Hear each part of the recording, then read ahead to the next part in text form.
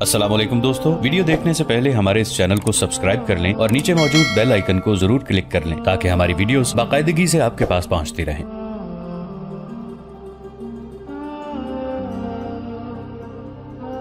Yazdegerd نے غسیلی آواز میں کہا، عربی لشکر ہمارے سر پر پہنچ گیا ہے۔ مجھے احساس ہے شہنشاہ، راہب نے کہا، میرا جادو عربی لشکر کو یہیں تباہ کرے گا، اسے پسپائی کی مہلت ہی نہیں ملے گی۔ تو اب کیا لینے آئے ہو؟ یزدگرد نے کہا، کیا تم خود نہیں سمجھ سکتے کہ جھوٹی تسلیاں مدائن کو نہیں بچا سکتی؟ کبھی تو مجھے شک ہوتا ہے کہ تم یہودی اپنی فطرت کے عین مطابق مجھے دھوکہ دے رہے ہو، جس سے تمہارا مقصد شاید یہ ہے کہ مسلمان مدائن پر قابض ہو جائیں اور تم مدائن کے خزانوں سے اپنا حصہ وصول کرو۔ نہیں شہنشاہ، بوڑھے راہب نے کہا، میں تسلیاں دینے نہیں آیا، میں صرف ایک حکم لینے آیا ہوں۔ آخری چیز جو مجھے درکار ہے وہ ایک نوزائیدہ بچہ ہے جس کی عمر 3 دن سے زیادہ نہ ہو۔ میں نے شہر میں اپنے مخبر چھوڑے ہوئے تھے، ابھی مجھے ایک مخبر نے اطلاع دی ہے کہ گزشتہ رات ایک عورت نے ایک بچے کو جنم دیا ہے۔ وہ بچہ ہمیں لے دیں اور 2 دنوں بعد آپ میرے جادو کے اثرات دیکھ لیں گے۔ یزدگرد نے اسی وقت حکم دیا کہ جو بچہ رات کو پیدا ہوا ہے وہ اس راہب کو دے دیا جائے۔ اگر بچے کے ماں باپ بچے کی قیمت مانگے تو اس سے زیادہ قیمت دے کر بچہ لے جایا جائے، اور اگر وہ بچہ کسی قیمت پر بھی نہ دینا چاہیں تو بچہ اٹھا لیا جائے اور اس راہب کے سپرد کر دیا جائے۔ یزدگرد نے یہ بھی کہا کہ بچے کے ماں باپ مزاحمت کریں تو انہیں قتل کر دیا جائے۔ حکم ملتے ہی یزدگرد کے محافظ دستے کے 4 آدمی اس گھر جا پہنچے اور بادشاہ کا حکم سنایا۔ ماں نے لپک کر نوزائیدہ بچے کو سینے سے لگا لیا۔ ماں کو بتایا گیا کہ اس بچے کی وہ جتنی بھی قیمت مانگے گی اس سے زیادہ قیمت دی جائے گی۔ نہیں، ماں نے بچے کو سینے کے ساتھ چپکاتے ہوئے کہا، یہ میرا پہلا بچہ ہے، آسمان کے ستارے توڑ لاؤ تو بھی میں یہ بچہ نہیں دوں گی۔ محافظوں نے بچے کے باپ کی طرف دیکھا، باپ نے بھی بچہ دینے سے انکار کر دیا اور اس نے محافظوں کے قدموں میں بیٹھ کر التجا کی کہ وہ ان پر یہ ظلم نہ کریں۔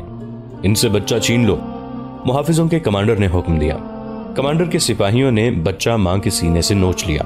ماں نے چند ہی گھنٹے پہلے بچے کو جنم دیا تھا، اس لیے وہ ابھی اٹھنے کے قابل نہیں تھی، پھر بھی وہ کھڑی ہو گئی تھی، لیکن سپاہی کے دھکے سے وہ گری تو اٹھ نہ سکی۔ اس کے خاوند نے اسے اٹھایا۔ اتنی دیر میں محافظ سپاہی بچے کو لے کر جا چکے تھے۔ پیچھے ماں کی چیخیں رہ گئی تھیں، وہ دروازے کی طرف دوڑتی تھی۔ خاوند اسے پکڑتا اور روک کر کہتا تھا کہ یہ بادشاہوں کا حکم ہے جس کی خلاف ورزی کی جرت کوئی بھی نہیں کر سکتا۔ ماں چیختی چلاتی رہ گئی اور بچے کو یہودی راہب لے گیا۔ آدھی رات کا وقت ہوگا جب دریا کے کنارے تالابوں والی ویران جگہ پر یہودی راہب نے اس لڑکی کو 2 زانوں بٹھا رکھا تھا۔ روزمرہ کی طرح لڑکی چوغے میں ملبوس تھی۔ اس سے پہلے وہ لڑکی کو کٹیا کے اندر بٹھایا کرتا تھا۔ اس رات اس نے لڑکی کو کٹیا سے باہر ایک قدرتی تالاب کے قریب بٹھایا اور نوزائیدہ بچہ اس کی گود میں دے دیا۔ راہب لڑکی کو اپنے عمل سے ہپناٹائز کر کے اس سے کچھ پوچھتا تھا اور لڑکی جواب دیتی تھی۔ ان جوابوں کے مطابق راہب کوئی جادو تیار کر رہا تھا۔ اس کا آخری مرحلہ یہ تھا کہ نوزائیدہ بچے کو اس لڑکی کی گود میں ڈالنا تھا، جو اس نے ڈال دیا۔ پھر کٹیا میں چلا گیا۔ باہر آیا تو اس کے ہاتھ میں ایک چھری تھی۔ معلوم نہیں اس چھری سے اس نے بچے کو ذبح کرنا تھا یا کہیں سے اس کا خون نکالنا تھا، یا اس نے لڑکی کی ہی جان لینی تھی۔ چھری دیکھ کر لڑکی کی چیخ نکل گئی۔ ڈر مت لڑکی، راہب نے بڑے پیار سے کہا، اس چھری سے مت ڈر۔ تالاب بالکل قریب تھا۔ یہودی معلوم نہیں کیوں پیچھے ہٹا۔ اچانک اس کی ایک ٹانگ ایک شکنجے میں آ گئی۔ لڑکی ایک بار پھر چیخی اور اٹھ کر کٹیا کی طرف دوڑی۔ پیچھے دیکھا تو اسے یہودی راہب پانی میں ہاتھ مارتا نظر آیا۔ لڑکی کو صاف نظر آ رہا تھا کہ ایک مگرمچھ نے یہودی کی ٹانگ پکڑ لی تھی اور اسے گھسیٹ کر تالاب میں لے گیا تھا۔ یہودی کے شور شرابے پر اس کا جوان سال چیلا کٹیا سے دوڑتا تالاب کے کنارے تک چلا گیا۔ وہاں ایک نہیں 2 مگرمچھ تھے۔ ایک کو تو شکار مل گیا تھا اور دوسرا اس سے اس کا شکار چھیننے کی کوشش کر رہا تھا۔ لڑکی نے بچے کو زمین پر رکھا اور اس جوان سال چیلے کی طرف دوڑی اور اسے پیچھے سے اتنی زور سے دھکا دیا کہ وہ پانی میں جا پڑا۔ دوسرے مگرمچھ نے تیزی سے آ کر اسے اپنے لمبے اور خوفناک جبڑوں میں جکڑ لیا۔ پھر دیکھتے ہی دیکھتے یہودی راہب اور اس کا چیلا غائب ہو گئے۔ لڑکی نے نوزائیدہ بچے کو اپنے چوغے میں لپیٹا اور وہاں سے دوڑ پڑی۔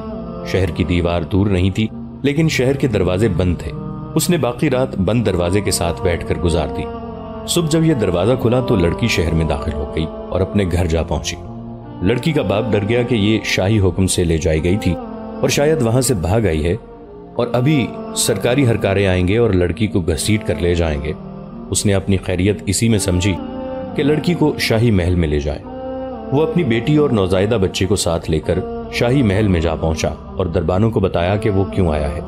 یزدگرد کو اطلاع ملی تو اس نے فوراً بلا لیا۔ اس کے سامنے جا کر لڑکی نے اسے بتایا کہ یہودی راہب اور اس کے چیلے کا کیا انجام ہوا ہے۔ وہ تمہارے ساتھ کرتا کیا تھا؟ یزدگرد نے لڑکی سے پوچھا۔ کیا وہ تم پر کوئی عمل کیا کرتا تھا؟ نہیں شہنشاہ، لڑکی نے یہ سوچ کر کہ وہ دونوں یہودی تو مگرمچھوں کے پیٹ میں چلے گئے ہیں، جھوٹ بولا۔ وہ دونوں میرے ساتھ سوائے بدکاری کے اور کچھ نہیں کرتے تھے۔ میرا خیال ہے کہ اس نوزائیدہ بچے کو وہ صرف اس لیے وہاں لے گئے تھے کہ آپ کو دھوکہ دیا جائے کہ واقعی وہ کوئی جادو تیار کر رہے ہیں۔ ہو سکتا ہے کہ وہ بچے کو پانی میں پھینک دینا چاہتے ہوں، لیکن قدرت نے الٹا انہیں پانی میں پھینک دیا اور دونوں کو مگرمچھ کھا گئے۔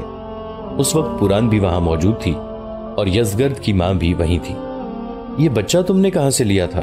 یزدگرد کی ماں نے پوچھا اور بڑی بےتابی سے کہنے لگی۔ یہ ظلم نہ کرو، کسی ماں کی آہیں نہ لو، میں بھی ماں ہوں۔ تم بادشاہ اور جوان بھی ہو، لیکن تمہارے لیے میری جو بےتابی ہے اس سے تم بھی تنگ آئے ہوئے ہو۔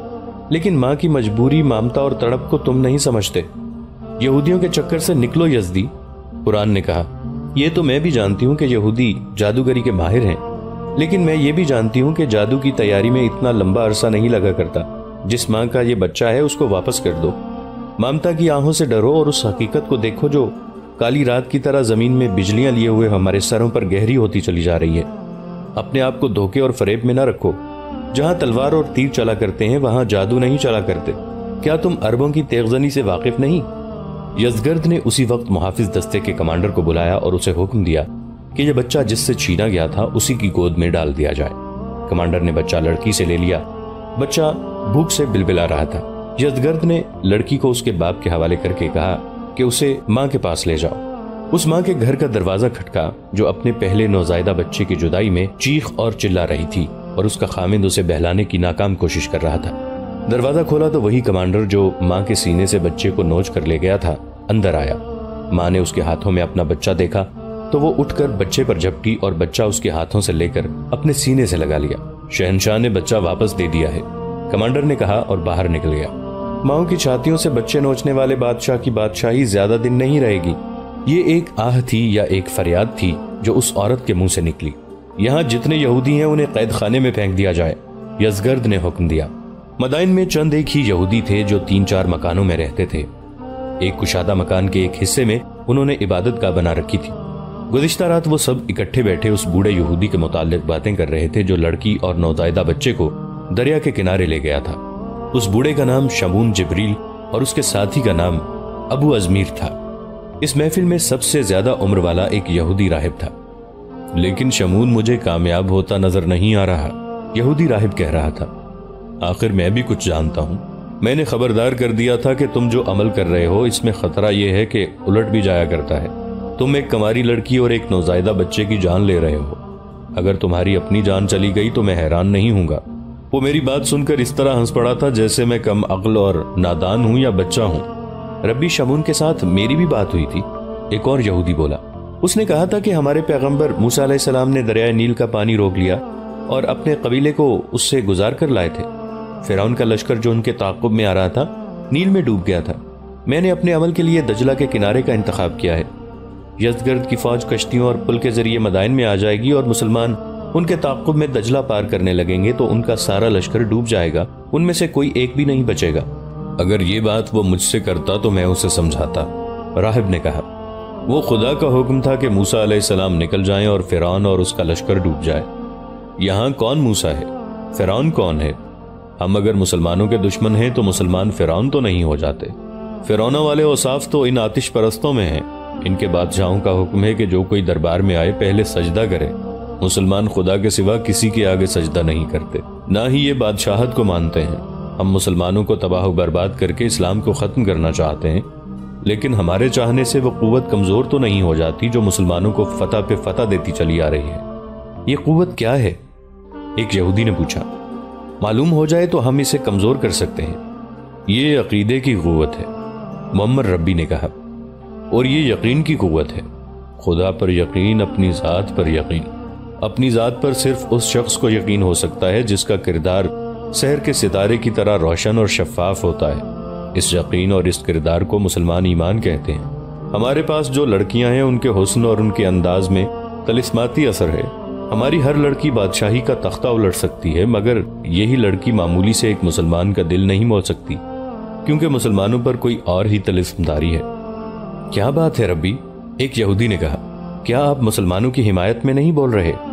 مسلمانوں کے حق میں نہیں، ربی نے کہا، میں ایک حقیقت بیان کر رہا ہوں، اور میرے دوستو، میں کچھ اور بھی محسوس کر رہا ہوں۔ مسلمان جسمانی طاقت کے زور پر یہاں تک نہیں پہنچے۔ سوچو اور کرو، ہم اسلام کو نہیں مانتے، پھر ہمیں ماننا پڑتا ہے کہ مسلمانوں کے پاس جادو ہے، اور وہ ہمارے جادو سے زیادہ طاقتور اور تیز ہے۔ ہم نے کیا کیا جتن نہیں کیا، مسلمانوں کی پیش قدمی کو ہم روک نہیں سکے، شاید روک بھی نہیں سکیں گے۔ ربی شمون نے میری بات نہیں مانی، مجھے خطرہ نظر آ رہا ہے۔ کیا آپ یزدگرد اور اس کی فوج سے مایوس ہو چکے ہیں؟ کیا تم دیکھ نہیں رہے؟ راہب نے کہا، ہمیں یزدگرد کے ساتھ کوئی دلچسپی نہیں، ہمارا مقصد مسلمانوں کو شکست دلانا ہے۔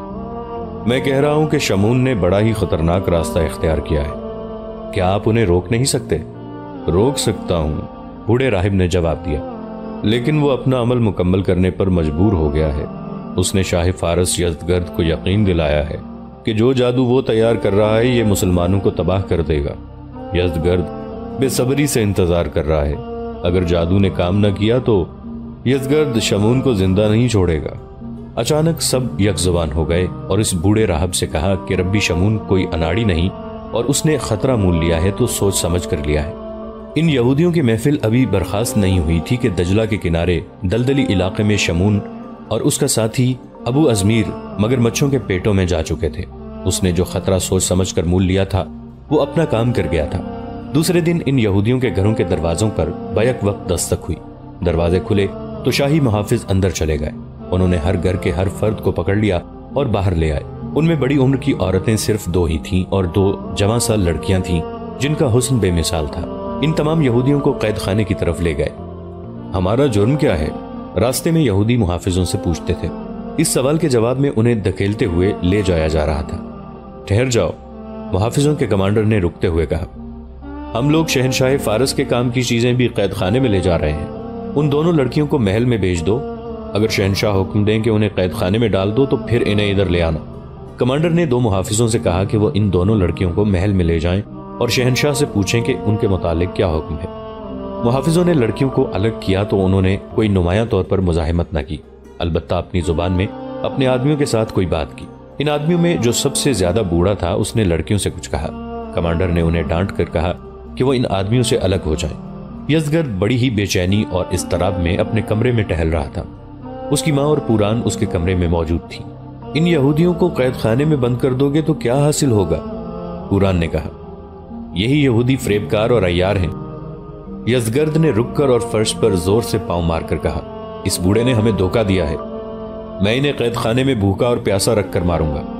ایک بات کہوں یزدی، پوران نے کہا، یہ دھوکہ اس بوڑھے یہودی نے ہمیں نہیں دیا، یہ ہمارا اپنا قصور ہے کہ ہم اپنے آپ کو خود ہی دھوکہ دے رہے ہیں۔ تم اپنے آپ کو دھوکہ دے کر مطمئن ہو سکتے ہو، لیکن یزدی، حقیقت کو تم اپنی خواہشات اور اپنے خیالوں کے سانچے میں نہیں ڈال سکتے۔ ہوش میں آؤ یزدی، حقیقت کا سامنا کرو۔ مسلمان بحر شیر تک پہنچ چکے ہیں اور انہوں نے اس شہر کا محاصرہ کر لیا ہے۔ اگر ہم یہ شہر دے بیٹھے تو سمجھو مدائن بھی گیا اور پھر سب کچھ گیا۔ اب میری بات سن یزدی بیٹا، یزدگرد کی ماں نورین نے کہا، میں اب تک ایک ماں بنی رہی ہوں اور مجھے یہی غم کھاتا رہا ہے کہ میرا بیٹا میری آغوش سے چھن کر موت کی آغوش میں نہ چلا جائے۔ لیکن اب جب کہ مسلمان مدائن کے دروازے پر آ پہنچے ہیں، مجھ میں یہ جذبہ بیدار ہو گیا ہے کہ تجھ جیسے 100 بیٹے ہوتے تو میں ان سب کو فارس کی عزت اور عظمت پر قربان کر دیتی۔ دل کو مضبوط کر میرے بیٹے، یہ تیرے باپ کی سلطنت ہے اور تو ہی اس کا رکھوالا ہے۔ یہ میرے خامند کی سلطنت ہے، اس کی آن پر میں بھی لڑوں گی، اور اس جادو کے دھوکے سے نکل۔ یہ ایک انسانی کمزوری ہے یزدی، پوران نے کہا۔ حالات بعض اوقات ایسی کروٹ بدل لیتے ہیں کہ انسان بے بس ہو جاتا ہے اور وہ گھبرا کر جادو اور اس قسم کے ٹوٹکوں کا سہارا لینے لگتا ہے۔ میں تسلیم کرتی ہوں کہ ہم لوگ علم نجوم اور جوتش وغیرہ کے زیادہ ہی قائل ہیں۔ رستم نے ہمارے اس عقیدے کو کچھ زیادہ ہی پختہ کر دیا تھا۔ وہ خود ذائچے بناتا رہتا تھا۔ سب سے پہلے اس نے کہا تھا کہ ستاروں کی گردش سلطنت فارس کے خلاف جا رہی ہے اور ستارے سلطنت فارس کے زوال کی خبریں دیتے ہیں۔ اس نے حماقت یہ کی کہ اس کی یہ پیشگوئی ساری فوج میں پھیل گئی، جس سے فوج میں بدلی پیدا ہو گئی۔ اب تم نے پھر یہودیوں کے جادو کا سہارا لے لیا ہے اور تم نے دیکھ لیا ہے کہ اس جادو نے جادوگر کی ہی جان لے لی ہے۔ मुझे कुछ बताओ, यज़दगर्द ने हारे हुए लहजे में कहा।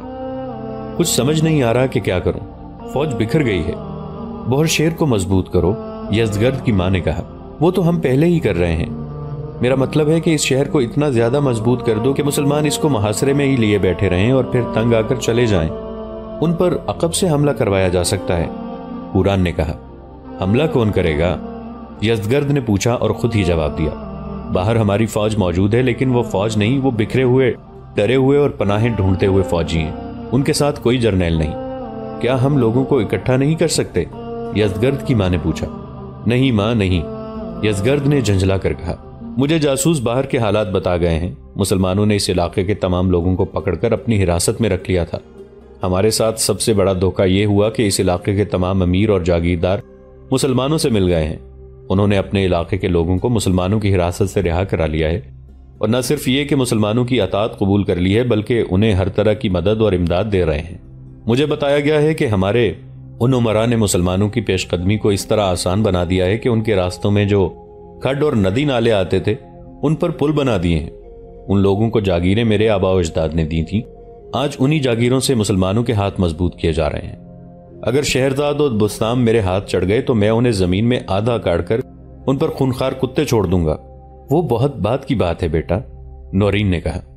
इस वक्त मदाइन को बचाने की बात करो, हकीकत की बात करो यज़दी, हुरान ने कहा। हालात को देखो। ये तुमने अच्छा किया है कि बहरशेर के साहिल से तमाम कश्तियां मदाइन के साहिल पर ले आने का हुक्म दे दिया था। सिर्फ एक पुल है।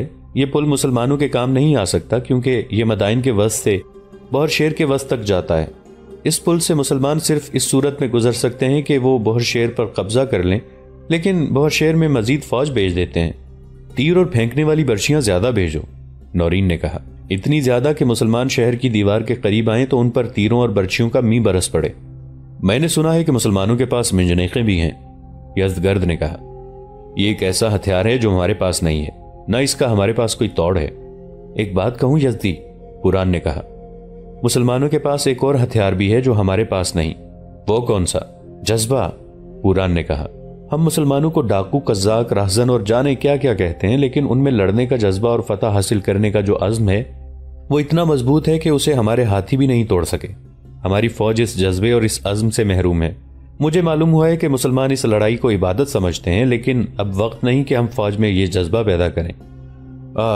यज़दगर्द ने मुंह छत की तरफ करके आह भरी और कहा, मैं आज अपने आबा व अजदाद को कोसता हूं कि उन्होंने फौज में जज्बा पैदा करने की बजाय लालच पैदा किया, वफादारियों की कीमत अदा की, जागीरें तकसीम की, फिर फौज में यह सूरत हाल पैदा कर दी कि जो बहादुरी से लड़ेगा उसे इनाम मिलेगा।